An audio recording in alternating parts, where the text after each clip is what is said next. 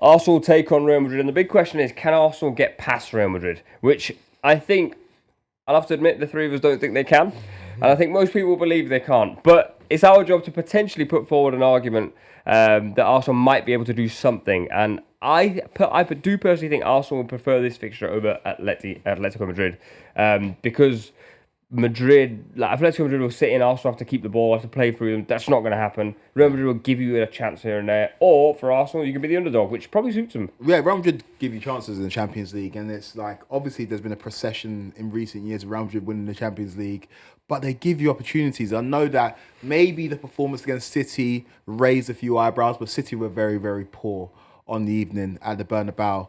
And so Arsenal they've got a chance. They've got a chance because of the style of play and the way they play football.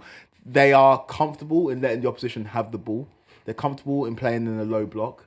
They're comfortable when the games are tight. But when it comes to the final third, that bit of magic that you need in the Champions League, that's where they're severely lacking. And Saka could be back for either one of the legs, and they need him. But Mikel Moreno as a false nine is not going to cut it against Real Madrid. I mean, let's be honest, the difference in quality is huge. All over the pitch, it is huge. Real Madrid are Real Madrid, and Arsenal are an Arsenal side who have well underperformed what was expected of them. And even then, even if they had performed that, they still wouldn't have been anywhere near the level of Madrid. I think what's going to hurt them in this game is that we've said it quite a lot of times before, and the reason that Arsenal have been successful in the Champions League so far up until this point and scored a lot of goals is because they've gone into those games trying to win the game. The reason Arsenal haven't won the league, in my opinion, this year or last year, is that when it comes down to the crunch, Arteta is way more concerned with not losing the game. If you go into this game trying to not lose against Real Madrid, you will lose against Real Madrid because they have the best front three in world football. They have probably the best winger and the best striker in the world at the moment. It's just not going to happen. The only way for Arsenal to win is if everyone was fit, Saka was fit, and maybe they had a more potent striker, and they went all guns blazing and went at Real Madrid, because as you say, Madrid give you chances. That is a way that they could potentially scrape something. Really? But the fact that they don't, but their defence isn't good enough. Their defence isn't better than Atletico Madrid's defence. Who's Arsenal? Arsenal's. And Real Madrid got through that. No, it's not. Their whole team isn't set up better. I would actually say that if you were to pick a back four left in the competition that are probably best suited to taking on Real Madrid, I'd probably go with Arsenal's. I love the physicality of Miles Lewis-Skelly. I know that he's young, but I think that what he brings physically is massive in the fullback areas.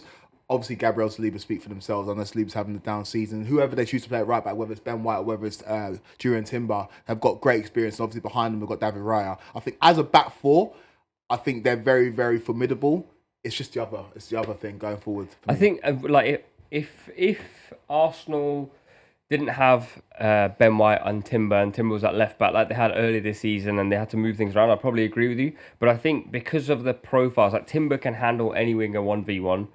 Ben White maybe less so against Vinicius, but then Saliba and Gabriel are who they are. Raya's a phenomenal goalkeeper and loves making big saves. And then Miles Lewis-Skelly against whoever plays off the right, probably Rodrigo, will be a really good battle. Yeah. And then I think the beauty for Arsenal in this game is almost similar to Atleti. Atleti gave Madrid 62% of the ball, and over 120 minutes, Real Madrid had an XG of 1.09. So I think Arsenal can go into this and go, we're going to sit off. And earlier this season, we were just playing for corners. I genuinely believe if this entire tie, both legs, they go, we're going to sit in, we're going to soak up. And Madrid aren't really that they don't penetrate teams, really. They wait for a moment and something can happen. We've seen Arsenal can stay focused. We know they can sit in. The thing is, though, you look at that Atleti-Real game. Atletico Madrid, since Diego Simeone's been there, have their entire identity is based on structure and defence. That's only been Arteta's identity for a certain few games for maybe 1.5 seasons.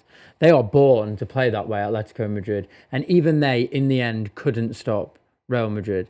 And I just think Arsenal are probably not accustomed to playing that way in huge, important games like this. Is he coming up against the best team in the world? And the fact that they have no firepower to counter-attack. Maybe Saka will be fit, but we don't know if he's going to hit the ground running. Quite likely not after such a lengthy time out. Where's your goal going to come from? You're going to need to score. If they take it 0-0, 0-0, Real Madrid will win on penalties anyway, because that's what Real Madrid do anyway.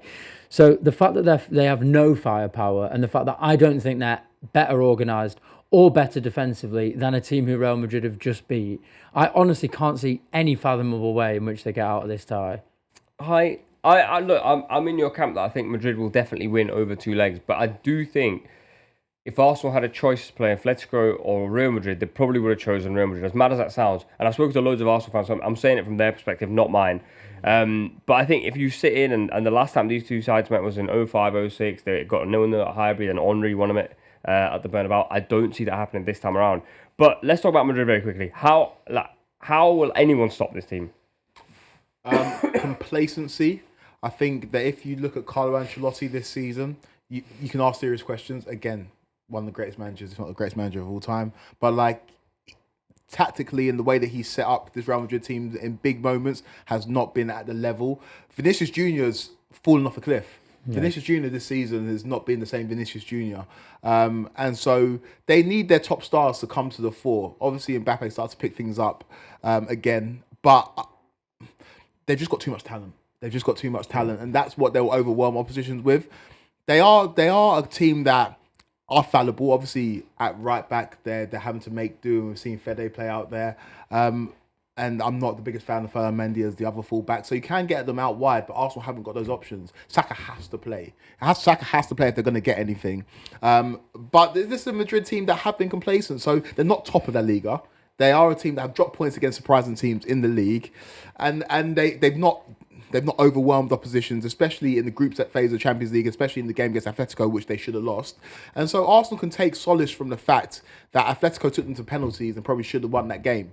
Arsenal are very much in the mould. As if you can compare Arsenal to any team in Europe, I think Atletico may be the closest comparison. Like I said, not as organised, not as...